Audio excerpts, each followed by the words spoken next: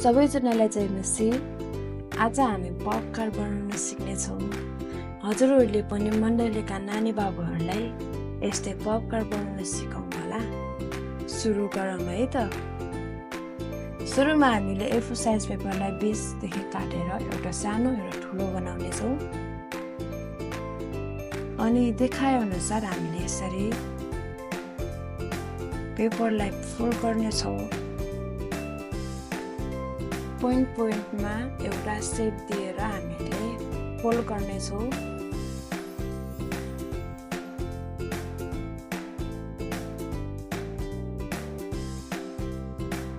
Fold गरेको पेपरको आकार अब यस्तो देखिन्छ।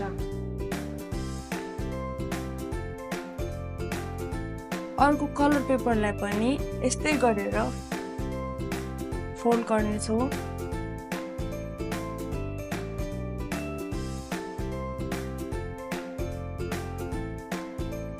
फोल्ड गरेको पेपरलाई फेरि चाहेअनुसार हामीले त्यसमा टाँस्नेछौँ। यदि हामीले धेरै कम लगायो भने हाम्रो पेपर बिग्रिन सक्छ, त्यसैले हामीले थोरै चाहिएको मात्रामा थोरै हामीले टाँस्नेछौँ। अनि कलर पेपरलाई नबिग्रिने गरेर तलमाथि गरेर एक साइडमा मात्रै कमले टाँस्नेछौँ।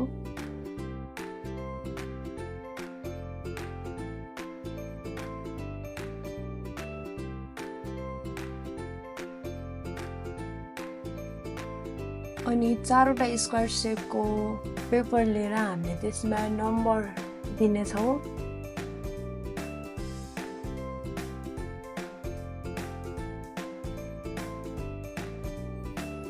नम्बर अनुसार हामीले चाहिएको कलरहरूले रङ्गाउनेछौँ। यसरी रङ्गाउँदा तपाईँको पेपर पनि सुन्दर र राम्रो पनि देखिन्छ।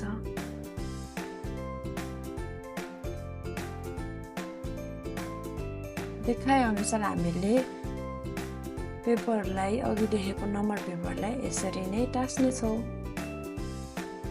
टाँसिसकेपछि हाम्रो पप कार्ड तयार हुन्छ। अझै तयार भएको छैन है। अब हामीले त्यही राम्रो बनाउनको लागि अगाडि एउटा हार्ट सेपको पेपर टाँस्नेछौँ।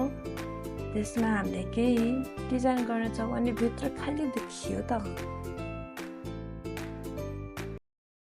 हामीले न्यू इयर स्पेसल भएको कारण हामीले new year happy new year भनेर लेख्नेछौँ। अनि चाहिएअनुसार आफूले विशेषहरू लेख्न सक्नुहुनेछ।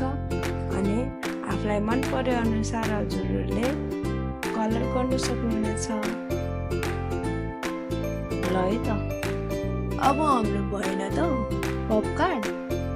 यसरी नै आफ्नो नानी बाबुहरूलाई सिकाउनु होला। हेर्दा पनि राम्रो, बनाउँदा सजिलो।